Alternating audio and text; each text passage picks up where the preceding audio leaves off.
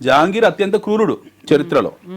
ఆయన Salim Anarkali love story నడిపేంత గొప్పవాడు ఏం కాదు ఆయన. జహాంగీర్ అత్యంత క్రూరుడు, చాలా క్రూరుడు జహాంగీర్. ఆయన తమ్ముళ్ళని ఎంతోమంది హత్య చేయిస్తాడు. ఆయన నుంచే ఈ హత్యా పరంపరలు మొదలవుతాయి. అన్నదమ్ముల మధ్యలో హత్యా పరంపరలు మొదలైంది జహాంగీర్ నుండి. ఆ పదవి కోసం, ఆ పదవుల కిరీటం కోసం ఐదర్ క్రౌన్ ఆర్ గ్రేవ్, కిరీటం అన్న ధరించు లేదా సమాధిలోకన్నా వెళ్ళు. ఈ రెండే ఆప్షన్స్ అన్నమాట. ఒక రాజు ఉండంటే ఆ రాజుకు ఒక 10 మంది కొడుకులు ఉన్నారంటే అందులో ఎవడో ఒకడు చక్రవర్తి కావాలి, మిగతా 9 మంది చావాలి.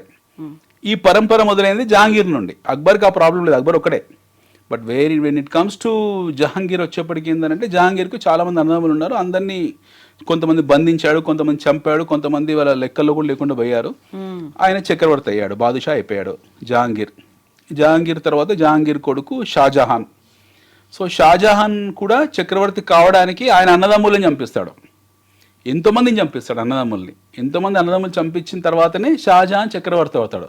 ఇప్పుడు షాజహాన్ ముంతాజ్ మహల్ మధ్యలో ఉన్న love story so called romanticise చేసింది. మళ్ళీ ఒక కాంట్రవర్సీ, అందులో ఎన్నో కాన్స్పిరెన్సీస్ ఉన్నాయి. ఇప్పుడు ఆమె ముంతాజ్ మహల్ని తీసుకెళ్ళి ఇక్కడ సమాధి చేశారా, తాజ్మహల్లో చేశారు. అసలు తాజ్మహల్ అప్పుడే నిర్మించబడిందా లేకపోతే ఆయన నిర్మించాడా, అది అవన్నీ మనకు తెలిసిందే. అవన్నీ కూడా అలా సీక్రెట్ ఛాంబర్స్ ఉన్నాయి. దాని ఫౌండేషన్ టోటల్గా డిఫరెంట్గా ఉంటుంది.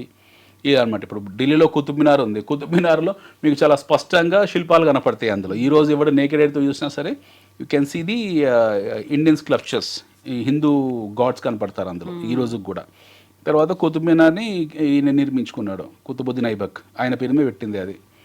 తర్వాత ఆయన దాన్ని కూల్చేదే చేశాడు. తర్వాత ఈయన షాజహాన్ నిర్మించిన తాజ్మహల్ మీద మనకున్న కాంట్రవర్సీలు తెలిసిందే. దాని కార్బన్ డేటింగ్లో కూడా వీళ్ళ మొఘల్స్ రాకముందుకే ఉంది తాజ్మహల్ అని చెప్పేసి ఇంకొక థియరీ ఉంది. బట్ ఎనీ విచ్ వేస్ మనకు అవన్నీ రావు, క్లాసిఫైడ్స్ వాటి గురించి మనకు అవగాహన లేదు.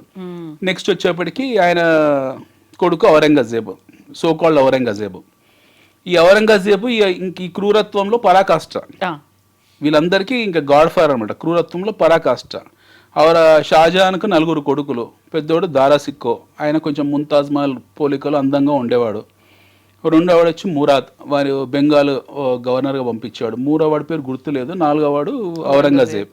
సో ఈ నలుగురు కొడుకుల మీద ఔరంగజేబ్ అంటే ఇన్సెక్యూరిటీ షాజహాన్కు మొదటి నుంచి కూడా. ఏదో చేస్తాడని చెప్పి ఆయనకు కూతురు ఉండేది జహనారా అని చెప్పి. మళ్ళీ వీళ్ళ దాంట్లో ఇంకో దరిద్రం ఏంటంటే వీళ్ళ కూతురికి ఎప్పుడు పెళ్లి చేయలేదు. షాజహాన్ కూతురు పెళ్లి చేయలేదు, ఔరంగజేబ్ కూతుర్లకు పెళ్లి చేయలేదు.